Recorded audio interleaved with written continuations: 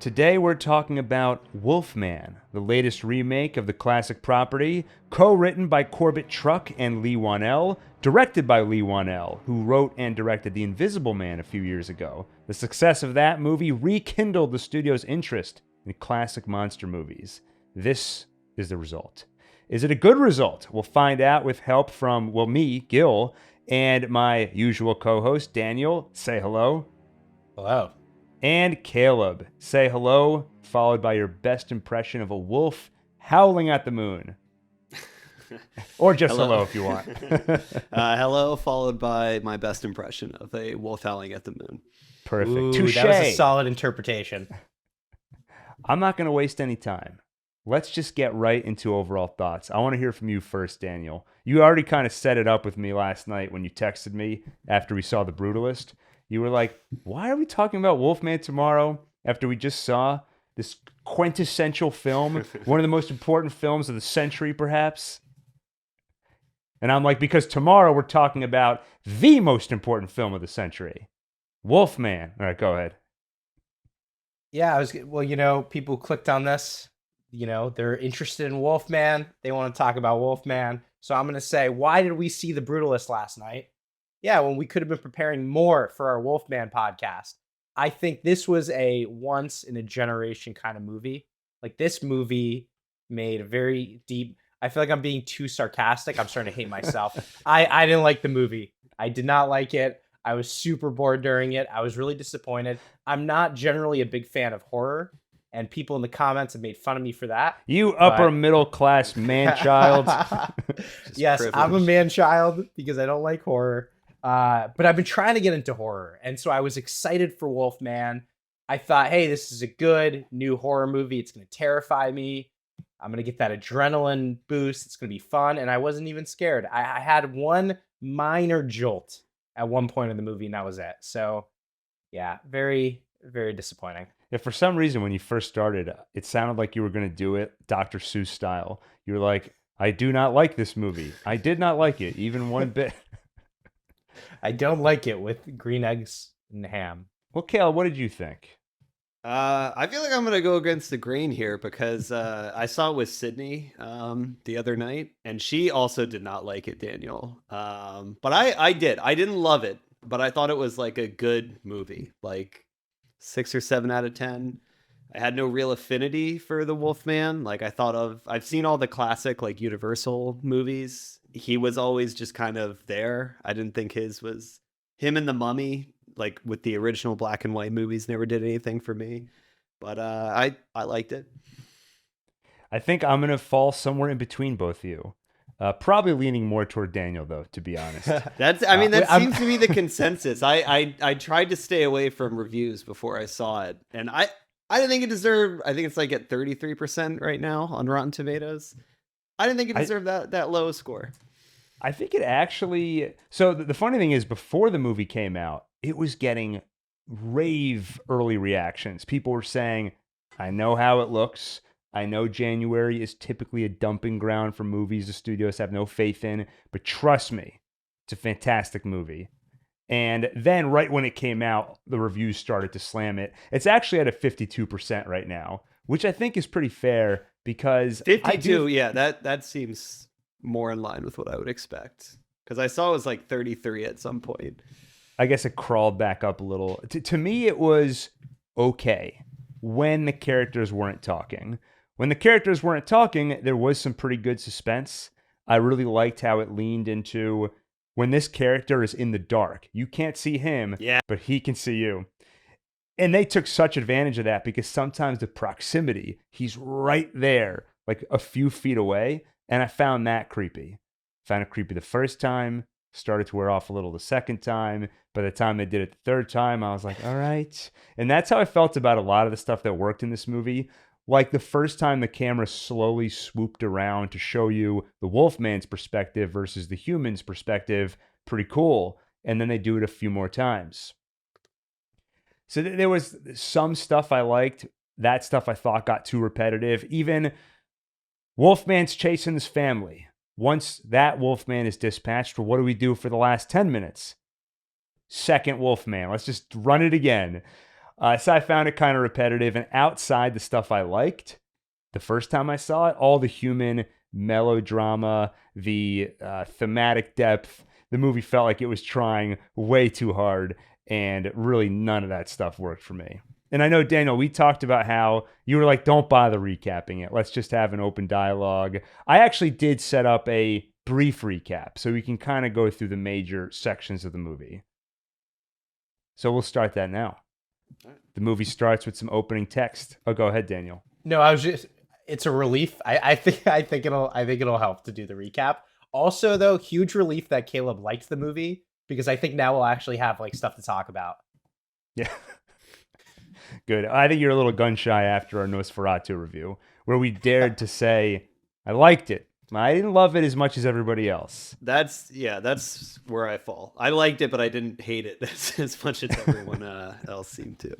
That's why I feel like that's been a common trend. So that's why, so our thumbnail for the Nosferatu review, that thumbnail is a masterpiece. And so the thumbnail itself says masterpiece over Lily Rose Depp's face, and then it has a little asterisk. And then at the bottom it says, right? I was like, I feel like that captures the vibe of this podcast so often. That could just be the format for our thumbnails. It's always some extreme adjective and then an asterisk. So this one would be like, but Caleb kind of liked it. I have to say, seeing The Brutalist last night, it was a relief for me because it's a reminder that I do like movies. Right? We've talked about it before where we're like, Wolfman like shook movies? your faith in cinema? The movie starts with some opening text about a hiker who went missing in 1995, and there are rumors that he may have contracted a face of the wolf disease. Now, already, can I just cut in? I like that. I like that it didn't bother over explaining what a werewolf is. Like we all know as an audience. I like that it was just a quick, like 5-second. Here's us setting up the story and then just getting into it. So I agree. On the one, it actually, weirdly, this movie reminded me of something Stanley Kubrick said, where he talked about how he misses silent films because you didn't have to bother with exposition. You could just write a block of text that explains the situation, where we're at, and now we can get to the good stuff, the human interaction and everything. And so I was like, you know what? They took a page out of his book. We don't need to explain the Wolfman. We'll just show some text. But even in the text, I felt like it includes a lot of extraneous details. Why do I need this 1995 thing? Why do we need to even hear about this hiker? All you need to say is never showed up, like at all. The 95, because presumably he's the original. Yeah, I assume the first Wolfman they see is that hiker. But like, you could have just said, "Legend tells of a Wolfman disease," something very brief. But also, you could have just said nothing. All this information, we get all the information we need from what we actually see. You see a humanoid wolf. You see the dad on the radio, like, I think it's real. This man of wolf. We may have actually seen him. Like, you get all the information you need. Shoot, now that you say that, maybe I don't like it. Because, yeah, you're right. Yeah, that is kind of redundant of, yeah, all right. All right, I might be shifting my opinion on the opening crawl. And the title of the movie is Wolfman. That's also true. Yeah, so it's not a big problem. I just remember thinking at first I was like, you know what? I respect them for just putting it out there. And then I was like, but why do we need all this information? This is kind of weird. That's all. But it starts, so after the text, a dad is taking his kid, Blake, hunting. The dad is strict. So strict, he won't even let his kid eat deadly poisonous mushrooms. And when the kid wanders off into the woods with a loaded gun all by himself while a wolfman is around, the dad gets annoyed at him. What a jerk. While they're out, the kid sees a wolfman who attacks them, and they survive thanks to an elevated hunting blind. Also, his dad has a tattoo. That'll come by into the play way, later. I first of all, I did think the poisonous mushrooms are going to come back into play. They never do. Like, they kind of set it up, and which isn't Chekhov's necessarily mushrooms. I know, but they put them right back in the drawer, which isn't necessarily a bad thing. But I thought the first scene with the Wolfman and the blind, I thought that was well done, because like this is kind of the first real scare like that the audience has, and you don't know where it's gonna go or what kind of movie it could be. Like he might pop up behind, he might just burst through. As is, he just kind of walked off. But I thought it was a nice way to like build tension without, taking away from future Wolfmanigans, if you will. Nice. Yeah. Well, and I like when they're in the hunting blind and he's approaching, you see the breath, the cold Yeah, breath coming up. Yeah, that was really, yeah. And then it goes from one side to the other. So you're like, oh no, he's going to pop out from behind him. I was looking behind him the entire time, seeing if there would be something, but. It goes back to everything I said in my overall thoughts, which is all the stuff we're talking about, the actual tension with the Wolfman, the way you don't get a great look at him at first. I thought all that stuff worked well, but already we're getting into some of the thematic stuff that I think just doesn't work at all. Because there's a clear metaphor in the movie of this generational trauma, right? Where his dad was very strict. And then when he grows up, he becomes very strict. But these traumatic experiences he has as a child, they're so weird because most of them occur in this gray area where you're like, yeah, his dad's yelling at him, but he was about to touch a poisonous mushroom. Yeah, the dad doesn't lay a hand on him at all. Like, not that that's the only way you could abuse a child, but if they're setting him up to be this super abusive figure, it's... There is so much to criticize about the movie, but I don't think we're there yet. Okay, sorry. I got so excited. I had all these points I wanted to make. I slipped off my chair. Okay. The kid wakes up it's like 5 a.m. or whatever. The dad wakes him up and it's like, I forget the details, but it's clearly like he's living in like a military lifestyle. Like he has to jump out of bed, like all this stuff, and they're going hunting. It wasn't like they didn't even have to go hunting yet. It's like the instant the kid wakes up, you see like, oh yeah, he doesn't have a normal dad. Like he's being raised like a soldier. And so I thought they did land that, which is the dad was kind of a psycho and raised him like a psycho. I thought they landed it. Well, see, this is the trick though. You focus on only the parts that worked.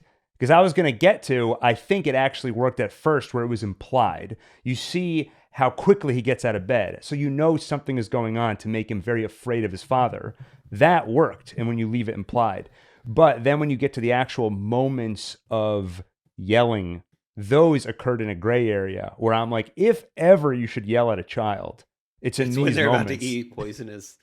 Yeah. Sydney and I had a debate too on with the mushroom scene, like right after it. So he kind of gets into like this speech about like nature can kill you, it's dangerous. Like if you slip up once, there's no going back. And you kind of get the sense he's implying the mom died. Like there's something with that.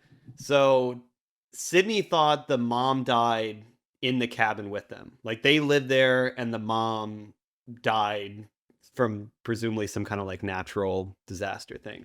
I thought different. I thought the implication was the dad moved the kid to the mountains after the mom died of something to like toughen the kid up and to make sure that nothing would ever like he wouldn't be caught unprepared. Like I thought the moving to the mountains was like a reactionary move. This is like, remember that riddle where I don't remember the whole setup, but the ending is the doctor was female because the whole idea was like, oh, the kid's dad is dead, but the doctor's his dad. And it's like, wait, how is that possible? Well, you were assuming the doctor was a male. I never said that. So they never said the hitchhiker was a male. So his mom is the hitchhiker, the one with the wolf face. The OG wolf. Wait, is she actually? No, that's a theory I came up with right now. Caleb, you and Sydney put a lot more thought into this than I didn't give it a second thought, honestly. I will say Sydney did point out, she was like, no way a single dad in the cabin just puts up decorative plates in the cabin. And I was like, all right, fair point. Maybe the mom did live there. Yeah, that's a fair point that I never would have picked up on. But the other thing, I guess I'll save this for the next scene because that's when it really becomes relevant. So 30 years later, Blake is now grown up. He has a wife and a daughter. He doesn't want to be like his father, but he's just like him sometimes. He's so strict, he won't even let his daughter play in the middle of the road in front of oncoming traffic. And he won't let her talk to deranged, strange men who are wandering San Francisco. By the way, can I just, this kind of did irritate. I like the movie overall, but this. So she like jumps on the what do you call the little traffic plastic Turnstile, thing? the barrier between the Barrier, traffic yeah, and the little the sidewalk. plastic barrier, and she's walking. He yells at her. She jumps down, and like there's a deranged person that yells at her. It should have been a dog like barking at her when she jumps down. That would have been perfect foreshadowing to what we're about to have. Instead it's just this random like crazy person. Yeah, you get like a husky. Yeah, like she jumps down, it scares her, it barks. That would have been great. And the dad's like, "Why does this feel so familiar to me?" Dad? But what I was going to say before, I think the other issue with the theme they're setting up is how over the top and obvious it is, where you actually get the dialogue from her dad, like, my dad would yell at me sometimes, but he would yell so much that actually when he was trying to protect me, he would scare me. And I don't want to be like my dad, but sometimes I am like my dad. So you have him actually going through that. And then on top of that, and now spoilers, the wolf man that we later face is his dad. And then also he's going to become a wolf man. So you also get the metaphor of one wolf man begets another wolf man. But it's like the two the metaphor and the reality never kind of merge in an organic way. Like it's just intergenerational trauma, but also wolf man.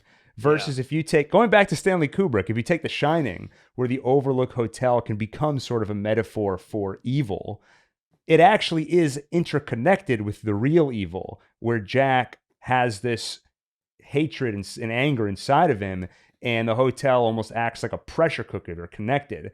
It's not just Jack is abusive, also there's ghosts and there's an evil hotel. Yeah. Dan, I feel like you wanted to say something. Well, it's always lame when they make the theme this explicit, especially when it's not complicated. But also, it just, I guess there were a lot of things that did this, but it also made the movie so predictable. Especially, I got zero payoff at the end when it was revealed that his dad was the wolf. In fact, I didn't even notice the tattoo on the guy, so I didn't even realize that the tattoo was the reveal. But I didn't even I didn't even think of it as a reveal because I just assumed the whole time that I called it pretty much within as soon as they said he's like the state declared him dead. I'm like, that means there wasn't a body, and that means he's the new wolf man. Yeah, the actual plot is pointing you in that direction, because what we're about to get to is that his dad's been missing for some time, but he's finally declared deceased.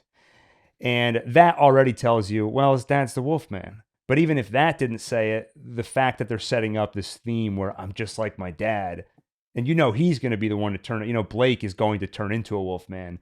It's just all the all these signposts are pointing you in that direction. So I was thinking through, like, the theme is obvious. Why is that a problem? One is because it's cheesy, and two is because it does make the movie even more predictable than it already is. The other thing too, like part of the theme also is not really that internally consistent, or like often with the intergenerational trauma stuff, it's like the person doesn't realize that they're passing it on. Like that would have been a more interesting take on the character too, which is he is passing down the trauma, but doesn't realize it. And when he starts to turn into a wolf, maybe he starts to realize it, and that leads to some interesting character development. Yeah, I feel like in real life, it's not that often you have these emotional moments of realization or these really deep conversations that lead to some major shift in your relationship. But virtually every conversation in this movie is, I'm becoming just like my father. Honey, are you happy? We need to take some time away. I mean, that's what makes it melodrama and kind of soap opera-like. I also think, I think there's actually the problem for me, not that like I had a problem with the movie as a whole, but I thought there were kind of two themes like going at war with one another. And it like the intergenerational trauma stuff, for sure, I thought that was the weakest part of the movie. But like going back to the beginning, the whole like nature, like man versus nature kind of thing is set up in the beginning of like how unforgiving this can be. And I thought that was a theme that was peppered throughout and is kind of at odds with the main theme. Because they even get into it a little bit too when like his family, this is jumping ahead a little bit, but he meets his childhood friend I forget the guy's name, but like the son of Dan. Yeah, I think Dylan is or it. something. Derek, maybe. Sounds like biblical. Yeah, I am son of Dan. I remember there's, but he even goes like, "You guys don't look tough to me," and there's like the little exchange of "We are tough," and I thought like that, like not only are those two themes at odds with each other, but they kind of like are incongruent. Like you can't have intergenerational trauma while you're trying to survive like a wolfman onslaught in nature. Like you can't really prioritize not yelling at your kid when there's a dangerous force trying to kill you in nature. So I thought the movie was strongest when it leaned into the kind of man versus nature aspect of it, how Gil said, like when they weren't talking as much, Yeah. when it's just pure terror and the power is off and everything seems like it's trying to kill them. Like that's when I thought the movie was at its best. Yeah. Well, you already said kind of like Gil said, so I was about to say. Yeah, you agree with my agreement of your point. Yeah, exactly. Well, and we get to a part here that I quite enjoyed. So when they're driving to the wilderness to go back to his dad's cabin and get all of his things because he's officially deceased, they have a hard time finding the place. And that's when they come across this creepy guy standing in that hunting blind. Son of Dan. That's right, son of Dan. And I did find all of that kind of fun and creepy. There's some... Caleb, did you see that movie Speak No Evil? Which one was that? It was originally, I think, a Danish movie, but it was recently remade with James McAvoy. It's where the family meets this other family, and I remember the trip, but no, I haven't seen it yet. Hey, why'd you ask him if he saw it, but you didn't ask me? You just assumed I haven't seen it. Well, you're a man-child who doesn't like horror, so I know you haven't seen this one.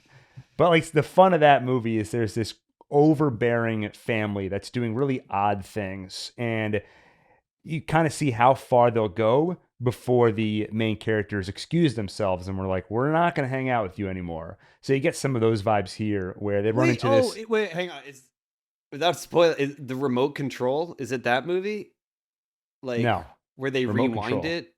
No, that's a movie from years ago. That's a different one. Okay, because you said remake, and I was trying to think if it was like Swedish before. You know what I'm talking about? Though? Yeah, I know exactly what okay, you're talking okay, about. yeah. There's like a movie for those who have no idea what we're talking about without spoiling too much. There's a movie where the characters suddenly break the fourth wall and literally rewind the movie. Yeah. But it's not that kind of movie, so it comes very unexpectedly. So there's some of that fun here where the guy kind of gets in the car with them and Blake's wife is like, what are we doing here? But he helps them find his father's place. Except on the way, they run into a wolf man. And they almost crash into him, but he turns out of the way. And here's where I think there's a great visual. The camera follows the truck as it careens off the road. When the truck flips on its side, so does the camera. And you follow it all the way down through the trees and everything. I also thought it was all just really well paced, where they see the man of wolf standing in the middle of the road and swerve out of the way. This is when the movie is in pure monster movie mode. Yeah, when it's I really like this best. scene too. And we also saw it, I think like RPX, like that Regal thing with the enhanced sound and stuff. And the sound design on this movie, by the way, is like really, really good. And that scene especially with all the crunching metal and the claws and the wood and stuff, like that was, I thought that was a highlight too. Go ahead, Sorry, Daniel. I'm starting to laugh because I was going to comment and say that I thought the sound design was good too, but Gil made fun of me last time, or made fun of both of us. Well, there's a couple things. One, I think it's a funny fallback. Anytime you feel like you're going too hard at a movie, you're like, well, all right, sound design was great. the sound is there. So you just made some sound engineer cry as he's watching this. Well, but dismissing Daniel, his life work. Daniel's going on about Lord of the Rings, War of the Rohirrim, and he's like, I don't know, like every time they punch someone, like I really felt it, and it was like the sound was like. It was like behind me sometimes, but sometimes it was over here. I'm like, surround sound. We've had it for a long time. Lord of the Rings, War of the Rohirrim did not invent surround sound. But anyway, they perfected it. I did love this scene of the movie, and this is basically the end of me liking the movie.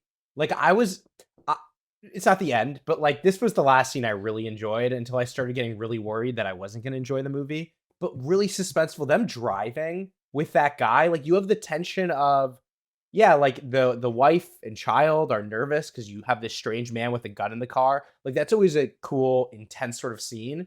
And then there's a wolf man coming. Like I felt that tension, and I was hoping to feel more of that this movie. Yeah. Well, and it's the tension mixed with some of the awkward humor. Like even when the guy is talking very cryptically, things have sure changed around these parts, and then Blake is just like, "Yes, I agree with that." The contrast between the two of them. This is the awkward interchanges. I do also I did laugh out loud in the theater when he when like they're having a debate in the truck on whether or not they should even allow in, and he just goes around and opens the door and just like hops in the truck. That was pretty funny. And then there's the other layer. Oh, sorry. There's the other layer of tension too of, you have some fear about their marriage, right? And so he's also like, he wants to be decisive in front of her, but she doesn't want him letting the man in, but he feels like he has to sort out the situation. Like it's a little melodramatic, but it also helped a bit too. Yeah. Sorry, Caleb. Oh no, I was just gonna say his friend, son of Dan, his death actually kind of shocked me too. Like when he just opens the door and falls. Why did he? So yeah, the truck kind of crashes into some trees, so it's hanging, and I figured he didn't realize it was hanging. He was I think he rubs his head right before he falls out. So I think that like it was supposed to be he hit his head and just assumed right, because the truck is on its side hanging. Yeah. So when he opens the door, he immediately falls out of it to the ground. Which would probably be the smart move if he was on the ground to immediately. If there get was out of the no car. Wolfman, it would have been a smart move. Yeah. So yeah, Wolfman kills him and scratches Blake, which kind of happens in a blink. I'll also say that also caught me off guard. Like I thought like I called it being his dad, like not the OG Wolfman, but whoever the OG Wolfman bit was his dad. I kind of knew that was coming, but I didn't think that Blake was gonna be the new Wolfman necessarily. Like I thought maybe there was a chance, but then as soon as he gets scratched, I realized like, oh, okay, this is like he's gonna transform now. I thought maybe he might make it to the end and then get scratched or bitten trying to protect his family. I thought it might be like they're going so heavy-handed with the generational trauma thing that maybe it was going to be him confronting his dad, and like the Wolfman was a metaphor for that. But no, he gets bit or scratched, I guess, pretty quick. Well, and there is him confronting his dad, which we'll get to later. But I mean, it's a good choice for the story, I think, because now you have, as soon as they get to the cabin, and they do shortly, they're going to barricade the place. But they're locking themselves inside with someone who's turning into a wolf man. But one thing that really bugged me when they get in the house is you have a basement and there's a beast outside. You're so lucky he didn't get through the front door when you were just holding it shut. Yeah. But you're surrounded by windows and thin walls. But Blake, he leaves his wife and daughter just in a chair, like fairly close to the front door. Yeah, he says, stay there. Stay in this open room. And then he goes down to the basement. And I'm like, they spend way too much time on that first floor not barricading themselves in the basement. Yeah. But I will say the moment where they're running into the house and the Wolfman is right behind them, I feel like that scene was perfectly paced. Like that's nightmare fuel, where you see it behind them. You don't get a great look at it. I agree with you, except for there's one moment where they're getting out of the car, like when they climb out of the car, the daughter, then the mom, then the dad, and then they jump down. As soon as they jump down, the daughter immediately goes, "I'm tired," and the dad picks her up and runs. I'm like, "You haven't done anything yet. Let's go." And then Sydney also pointed out in that scene where he's running to the basement. She did point out like a survivalist like his dad, he would probably have a lot of guns around the house, but we don't see any. And we know there's at least one because like what happened to his rifle when he was like a little boy? So I thought that's where he was running to, what he was running to grab was like a gun to fight the wolf off, but instead it was the power generator. My biggest issue with the movie is like I like the tension of them running into the house, but the whole movie I couldn't buy that house offered any protection from the Wolfman. That front door, I don't understand. Like, first of all, there's all the windows and the wall, like even the wall, like it wasn't It wasn't a fortress. It was a regular house. Well, hang on, Daniel, because that, somewhere in the back of that Wolfman's mind is the dad.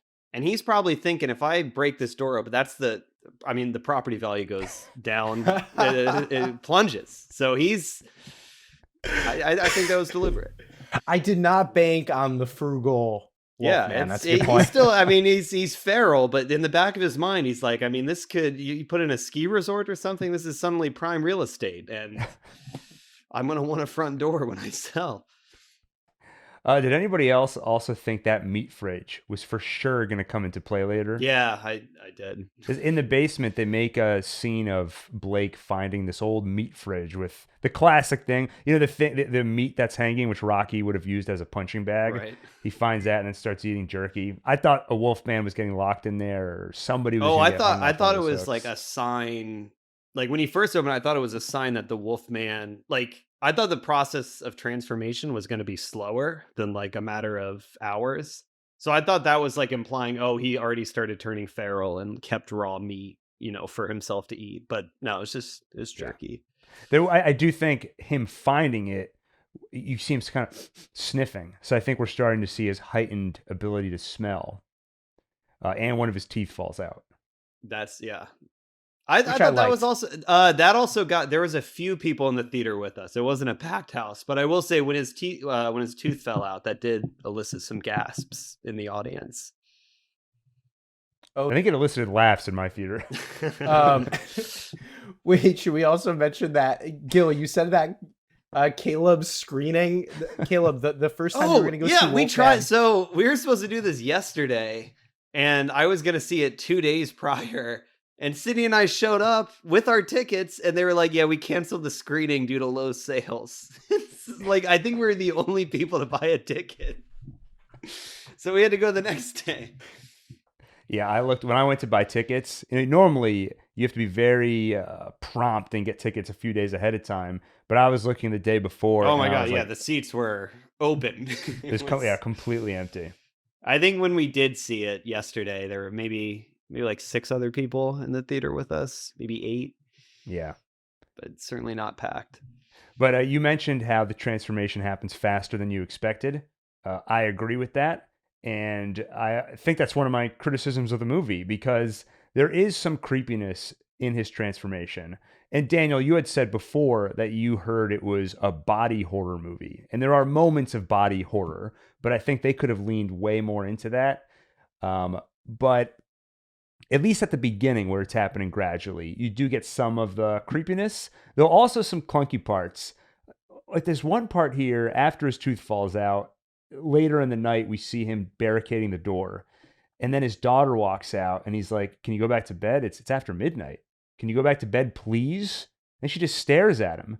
And then his wife walks out and she's just staring at him. And he's like, did you reach anybody on the radio? She doesn't answer. Like, what are they all doing? Why are they just staring? And then he gets frustrated. And I would get frustrated too. And so it's like they're acting like he's being really weird. But I'm like, he's taking he was hallucinating. Oh, I thought that was the first. No, I thought that was the first sign that he can't understand English. Like he's turning Wolfman. I thought it was pretty clear he was hallucinating because he sees them and then the camera quickly cuts to show the two of them sleeping in the basement together. I took that to mean that the mom got weirded out and just took the daughter to sleep because in their mind the dad was just talking nonsense, as we see like later in the movie when the camera goes from like wolf view to their view. I thought it was he thought he was talking to his wife and daughter, and they just heard the wolf sounds that he has later. This is Gil from the future. Just wanted to chime in and say that Caleb is definitely right. It's very obvious what happened in this scene. It's the first time that Blake can't understand his family. We just haven't seen it from his perspective yet. I think Daniel was incorrect in saying it was a hallucination, but I'm going to chalk it up to this. I think Daniel was so bored and checked out that he missed it. And in my case, I was so used to the movie being obvious and unsubtle. So when it was actually doing something good here and subtle, I missed it. But you know what? At the end of the day, that was my fault. So I apologize. Good job, movie. And I am going to do a better job in the future. Okay, back to past, and from your perspective, present Gil and company. All right, well, we're not going to resolve this here, obviously. That wasn't the way I read it, but I'll give it to you guys. Let's say the scene was great, except I still say when he hit himself with the hammer, I don't, look, what was happening there? Explain that to me. He was hammering a nail, and then I guess he hits his thumb, but it's off camera, and then he looks at his hand like, what the hell? Like, oh, what? I just took it to be like he was like, you know how like dogs' paws are kind of fused and not as dexterous as human. I thought like it was something like that where he's gradually losing his So it was dexterity. a rare moment of subtlety for the movie. This whole Maybe scene. if I'm right. If I'm wrong, then it sucked. I thought it was pretty obvious. You know, the movie was indicating that he's losing his proprioceptive abilities, right? His Oh. brain is remapping the shape of his body. And so it's not used to a human shape anymore. It's already in the wolf shape. So this is Avatar, where he first wakes up in the Avatar body. Exactly. Yeah. Okay. That's pretty good. I'll buy it. Alrighty. Well, I'm glad we resolved that. Yeah, get out of here, Gil, with your He hears something loud, glump, glump, glump, some noise. Then he goes upstairs and he approaches the source of that noise. It's a spider, one itsy bitsy spider, and Well, every step. it's pretty big. It's like a tarantula. but It's yeah. large for a spider. Yeah. Maybe it was a tarantula. Are you guys gonna question every single thing I I'm just say? saying it was a big tarantula. An I don't arachnid. think it was a tarantula, Gil. I'm pretty sure I looked it up after the movie, and it was actually a black spotted monkey spider. Actually, I loved I loved like this this scene. scene. Yeah, I like this scene. too. Wow, look at you guys. They completely in sync. I like this scene.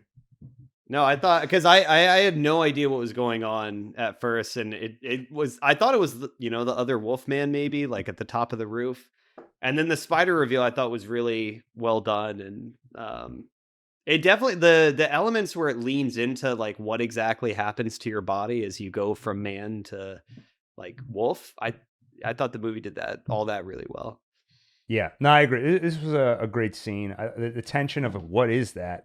And then it could have been anything small, but I think a spider or tarantula was the perfect choice.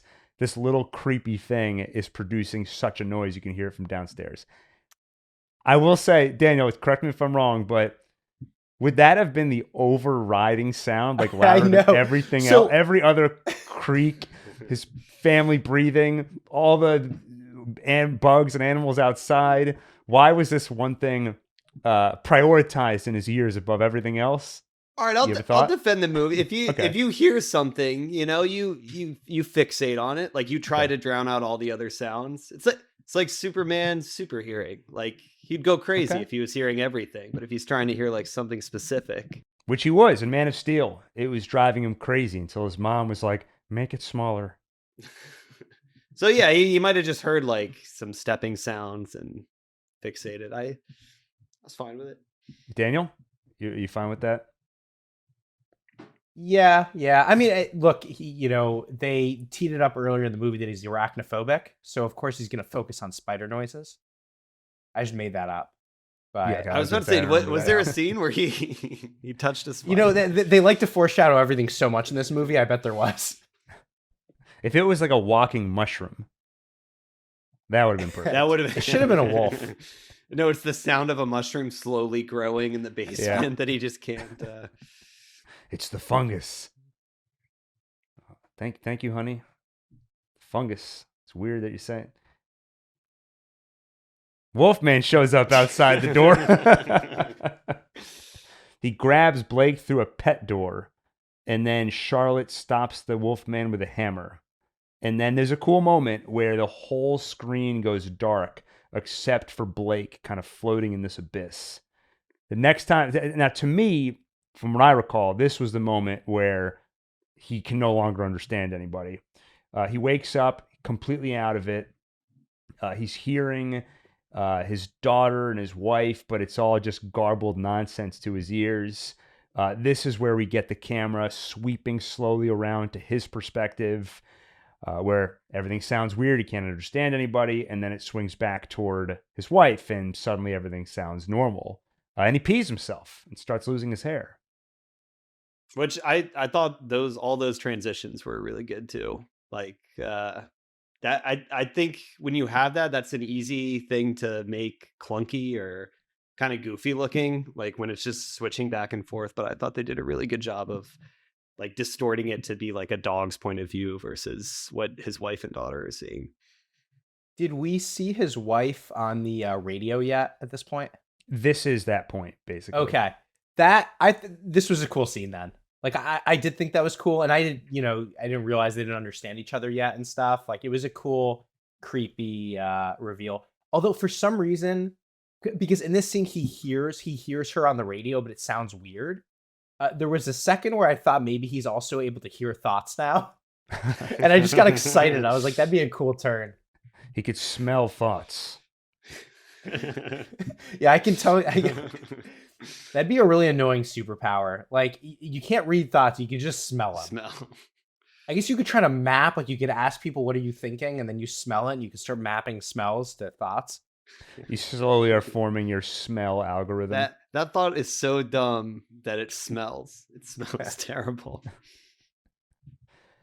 Yeah, so I think this is some of the stuff we really liked in the movie.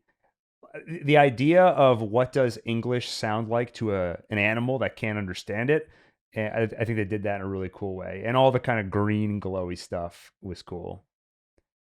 We soon get to one of my favorite creepy moments of body horror where he starts kind of chewing off his own skin. Yeah. And honestly, anytime he's just standing there too, just staring blankly and just being totally unresponsive or just confused as to what's going on was frightening. Yeah, I think especially, I don't know if, no, I think that was maybe the first time this happens, but anytime he goes from attacking the family to like defending the family, like the switch, I thought that escalated the tension pretty nicely too, where you're not sure if he's about to eat them or if he's going to be the only thing that can protect them from the other Wolfman. Yeah, it gets into murky territory of at what point does he totally lose his lucidity? It kind of goes back and forth for a little bit, and then at a certain point he falls completely feral. But moving along, Charlotte looks outside and sees that old pickup truck and decides they're going to run for it. You get one of those classic tense scenes where she's got to jump the car.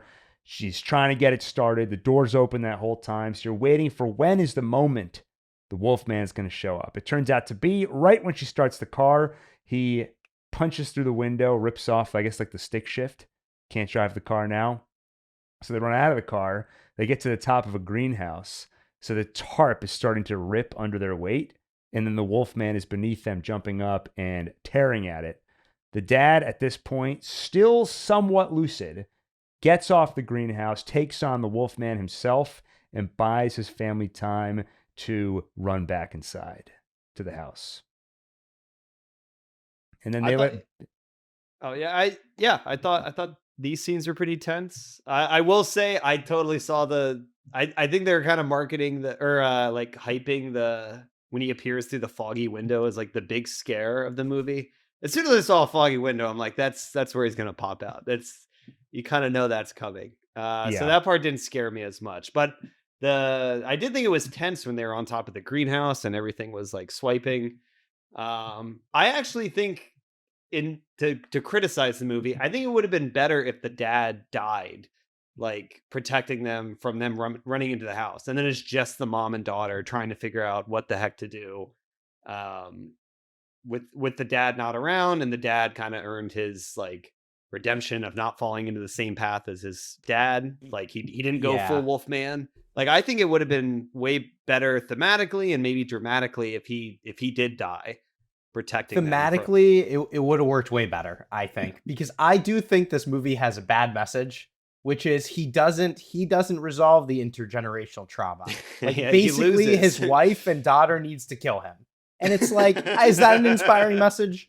Maybe like he could have redeemed himself. That would have been nice. Hey, we talked about this after. Didn't I find some good way to rationalize it? Where you're like, yeah that kind of makes sense. You gave me a pseudo explanation that I forced myself to accept. Wait, the other thing too was I didn't like the greenhouse stuff because once again, just like the house, I mean, it obviously doesn't work out, but it just felt like the Wolfman could have easily walked up the greenhouse also. Like, it's a tent. He could have just climbed it. Like, No, Well, they they climbed went up the a la- ladder. The- They went up a ladder and then threw the pulled ladder away. Yeah. But like, it's like a tent bubble. Like, again, I don't know. It felt ridiculous to me that they even bought like 2-3 minutes up there. Like, the Wolfman was too strong. Like, I just didn't buy any other safety at any point in the movie. I think the Wolfman, you got to accept that he's an animal. So he just sees them up there. He doesn't reason out, how do I get up there? Like, maybe if he had felt around, he could have climbed one of the little metal posts of the tent. But I think he just sees them and just jumps up and tries to swipe at them. I kind of bought that. I will say, I mean, I've seen my dog with a large dog treat be unable to enter a doorway and just give up and leave the area that she was trying to get into. So they're not like the smartest of creatures. Yeah. Fine. Take that back, Daniel. Okay, he's not going to do it. Well, so so after the dad fights off the Wolfman, they let him into the house. And he's really starting to become an animal now. He's bald, but he grows like a beard kind of, which I thought was funny. Yeah. I guess that's which Wolfman design did you prefer between I guess Grandpa versus Blake, or Blake versus his dad? I don't know. Help me understand, like, what were the differences between them? Well, his dad was way more, I think, like classic Wolfman. I mean, they both are definitely like a more scaled down, realistic version than like the original or one of the spin-offs. Mm-hmm. I thought they did like a great job with the makeup and the special effects and stuff, but I could have maybe wanted to see a little more like wolf stuff in Blake. Like, I thought the dad's design looked way better than his. Yeah. I think I don't remember the dad's look. You never get that great a look at him, I guess, until he's dead. But yeah, I wasn't a huge fan of Blake's look. I do like that it does look a lot more grounded, and it looks like a person who's contracted some, an exaggerated form of a realistic disease. So you can kind of buy it in a more grounded take. So I don't have like a problem with the Wolfman look, but it's also not one where I'm like, oh, that's really interesting or that's cool. Well, you and I talked about this briefly before this started. This is the Universal like theme park thing that I was referring to earlier. Oh yeah. So apparently they right here on my mug, I was there. Yeah. Did you go on the Terror Tram? No, I don't think so. I haven't been, so I only like heard this through like some online article. But apparently they unveiled this Wolfman's new design on their Terror Tram. Like, this was like the first look people got at what the new one was going to be. And apparently it was widely mocked and laughed at. And I don't know if that was like the final design or if they just messed up the mannequin on this ride. But they took it off after one day and replaced it with the Purge instead of like the Wolfman. So, yeah, I guess the design hasn't been met with Universal. Well, I remember not met with Universal. Yeah, you saw what I did there. Thanks. I remember I was going to Universal Studios for the Horror Nights. Well, what do you call them? Yeah, Halloween Horror Nights. And a few days before, I saw this going all over the internet, where there was a guy in a Wolfman costume in front of a big sign for the new Wolfman movie at Universal, and it did look. I mean, out of the context of this movie, if you just look at the design on its own, it's not a great first introduction. So when I was at the park, I walked over to the Wolfman setup and I saw, there was nobody standing there. So I guess they got rid of it. But now Blake is in the house with them, and he's still a little bit of their dad is in there, because when the other Wolfman comes back, they fight, and with Charlotte's help, he kills the Wolfman. And then they see the tattoo and they realize it's his dad. And that's when he runs out of the house. I think he sees his dad and he's like, oh my God, I'm just like my father. And with his last moments of humanity, leaves his family, and then outside seems to complete his transformation. His nails fall off, his knuckles are cracking, his jaw's growing more.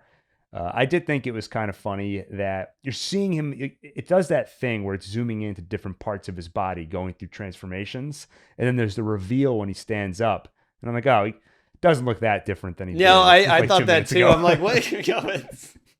Also, they did the fingernail thing like a couple times before. So how are they not No, but grown at this point? I was gonna say the fingernail thing was my favorite. That was the part that got to me the most. You know, every time there's in a show like 24 or something where there's like a torture scene, it's always when they go for take the fingernails out. Ooh.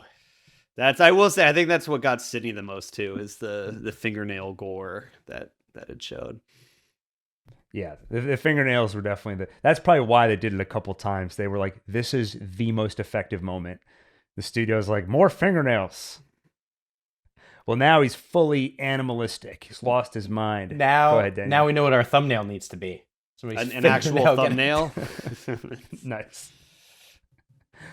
He's going after his family. They catch him in a bear trap, so he chews off his own foot. I will say, I thought that was like an effective scare too. When it's in the dark and like she has the flashlight, and you're kind of waiting for her to turn on the flashlight and reveal that he's in there. And then I thought it was really cool that they reveal he's already in there.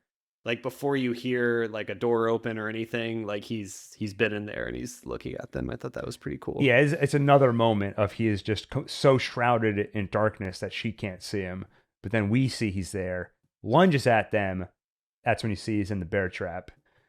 Down a foot doesn't slow him down very much. He chases after them. This is where we get to see the Wolfman's movements most visibly. And I would say I thought it was pretty well done. Yeah, it looked like a cross between man and beast. And it could look ridiculous, him on all fours running after them. Well, but I thought it looked surprisingly on all good. threes. Oh, yeah, that's right. Yeah, because I couldn't tell if he was using like the stump of his remaining foot at all or avoiding making contact. Either way, impressive. Yeah. No, I thought that was cool too. And like the missing limb kind of gave him like a jerky movement that looked even creepier as he's coming up on them. Yeah, I did hear somebody point out, does it make sense that he could chew his own foot off, so he's bleeding now, runs after them, and like down a foot, it's not killing him, all that bleeding out, but then we'll get to it in a minute, but you can shoot him and he dies. Like it seems like at certain points it's as weak as a human. Fair enough. And at other points it's something more than human. It's not really something I thought about. Yeah, he's not. Movie, I guess he's not like a really traditional werewolf, because it's been a while since I've seen the original. I think in the original they also still kind of like were figuring out what, like, I don't know if werewolf had been fully solidified in pop culture. The only thing I think there was like a silver cane in the original movie, if I remember. Need a silver candy cane. Yeah, that's right. They have you seen the original? Do you remember how they killed him? I did. It was like 3 years ago, though. I don't remember. I think they had like silver is like the only thing, or maybe. Well, I know that's the trope, right? You need a silver bullet. Well, I'm trying to remember what but in this one, it seems like anything can kill it. It seems really not that hard to kill it. Yeah, like just shoot it. Yeah, it's basically 28 days later. It seems like it's just a human, more who like is a zombified werewolf thing. Yeah. Honestly, maybe that's a future movie. That could be cool. A zombie werewolf that has to have been done. I'm sure. Well, werewolfism, but treated more like a zombie apocalypse versus like one big thing that's hunting you. I see. I don't know. Well, speaking of hunting, he's hunting his own family until they hide in the hunting blind. The very same one, I assume, from the beginning of the movie. Yeah. And it does the breathing thing again, but this time it's Blake himself. Then he rises up, and his daughter can read his mind, as always. And she tells her mother he wants it to end. So she shoots him, and he dies. Well, she doesn't shoot. He like lunges at her, and then she finally he's like, just shoot me already. Yeah. Sun is up. They take in the beautiful view. The end. Daniel, final thoughts? Yeah, I dislike it the same amount after running through it. You guys didn't really convince me of anything. I know, Gil, this was your favorite movie. And you were really trying to convince me. Yeah. What would you rate it out of 10 if you had to? 2? 2? Oh, wow. I think you need to see more I was movies. bored. That was the other issue. Yeah. But I was really, basically the whole second half of the movie, I was super bored. Like I'm like, I scare easily, but I was so bored that any of the sort of suspenseful scenes or whatever didn't even scare me at all. Like when we got closer looks at the Wolfman at the end, like it just didn't really do anything for me. Yeah, I was very disappointed. I can't say I was that bored. Honestly, there were moments for sure, especially when it got repetitive with like, okay, we killed one wolf man. All right, now we have to go after another. Yes, it's their dad, so the stakes are a little bit higher. But yeah. What about you, Caleb? Any final thoughts here? Yeah, I stick with I maybe like a 6 out of 10, like better than the average movie. I liked it. I definitely had problems with it. I will say it was odd that they like go to this same like valley at the end that they did in the beginning, even though they're right next to the U-Haul, which means that they're right next to the road. So why didn't they just go up the road and get the hell out of here? It's like, 1 second, honey. I want to see this view. Yeah, go. You are in. It's been Oh, a we night. should try some of these mushrooms. I'm hungry. Yeah. Well, I also thought that I thought that was how it was going to come into play, like the foreshadowing with the mushroom. I thought the Wolfman was going to take himself out with the mushrooms. Yeah. Like, because they're right near where he saw them before in the beginning. He clearly wants to die. But yeah, nothing happened. Also, there was a dark part of me that thought, are they going to survive this only to like eat the mushrooms because they don't know what they're doing, and the wife and daughter just Caleb, just die at Caleb, the the end? whole movie is just waiting for the mushrooms and They every set it scene. up so like Yeah. I don't know. Well, that was the post-credit scene for the sequel. Yeah, Just they the camera pop a mushroom. slowly closing in on the mushroom. Like, oh, people are gonna they want to What- see the mushroom. They want to know what happens. White cat with it. mushroom will return and Wolfman It's- Endgame. Gil, it's like your short film.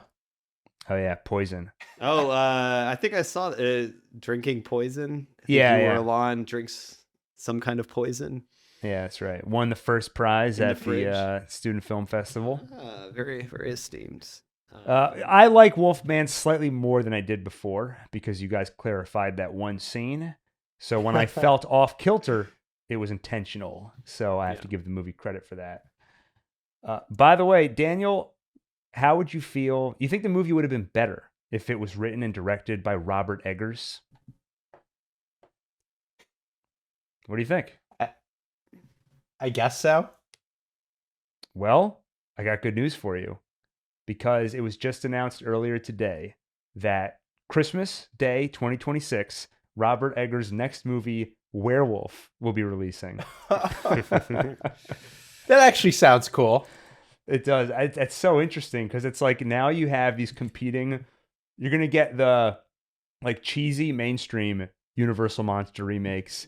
Meanwhile, Robert Eggers is like Nosferatu. Boom. Werewolf. Yeah. He's got to take on like Frankenstein or The something. creature after from the Green Lagoon. It's completely different.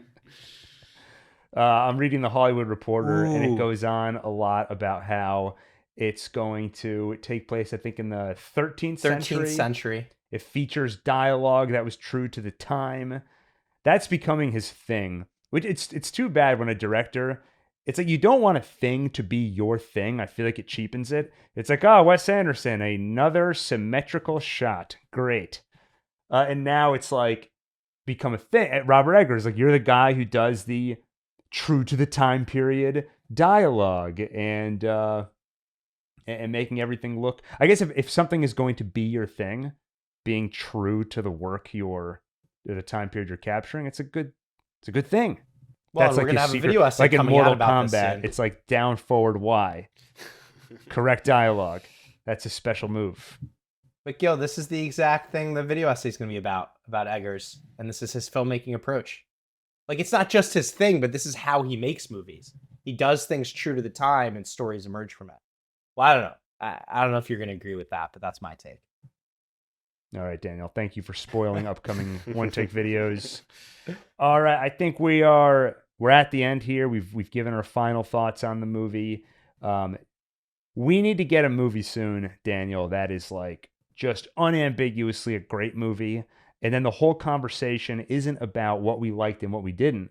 It's about what we liked and why. And it's getting into the themes and analysis. And Caleb, you've been on War of the Rohirrim. And, Yeah, I know. I Wolfman. can't wait to get on a good movie. No, I thought it's okay, but I get what you mean. Yeah, we'll find it. We'll find a good one. All right, with that, I forget our sign off, Daniel, because I keep doing it wrong. I'm Gil. I was pointing at Caleb. Okay, let's try again. Let's start over. I'll go second. I'll go second. All right, All right, go. I'm Gil. I'm Daniel. I'm Caleb. And this And is one take. Well, you guys changed it. The last time changed was, it. We was did way change it. different. Are you kidding me? I memorized it specifically for this episode.